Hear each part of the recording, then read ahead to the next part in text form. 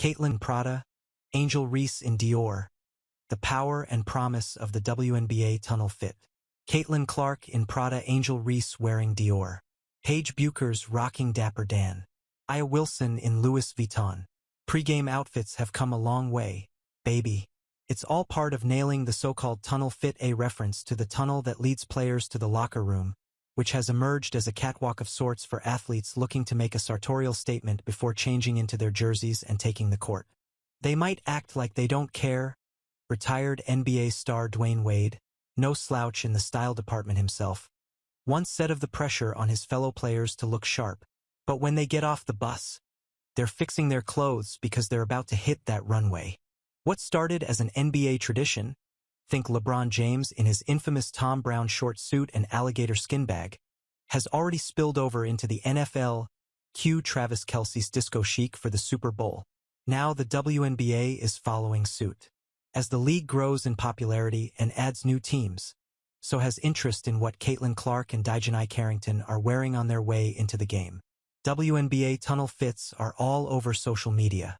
And while some might find the focus on fashion superficial, women's sports fans and analysts like Shantiona Keys, a sports reporter and host of the Sports and Pop Culture podcast Genuinely Curious, feel otherwise. She argues that players aren't just showing off their designer labels and towering heels. They're expressing their true personalities in a sport that has been unsung for so long. A lot of these players were not able to showcase who they were, Keys tells Yahoo. The league tried to put them in a box where they had to dress a certain way and present a certain way, typically feminine, to attract the All-American fan.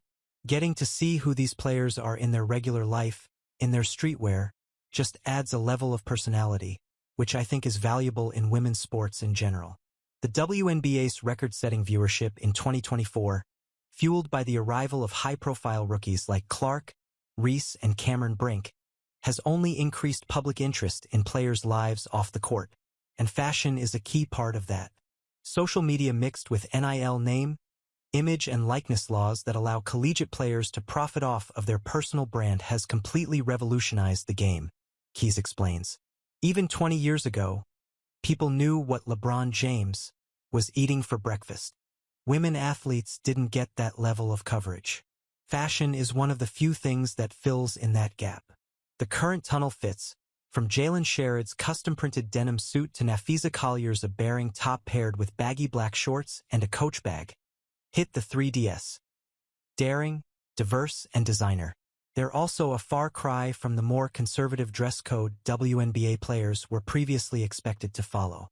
According to women's sports researcher Reese, women athletes struggled to express themselves through their dress thanks to league expectations and constraints. Similarly, NBA players faced pressure to clean up their image and relied on business casual attire to do so. There was a lot of stigma and fear and some directives on how to present yourself, Isard tells Yahoo.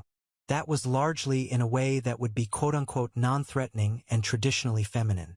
Former WNBA star Sue Bird has talked about the evolution of the league's attire, sharing that early marketing was focused on pushing the feminine side of players, herself included.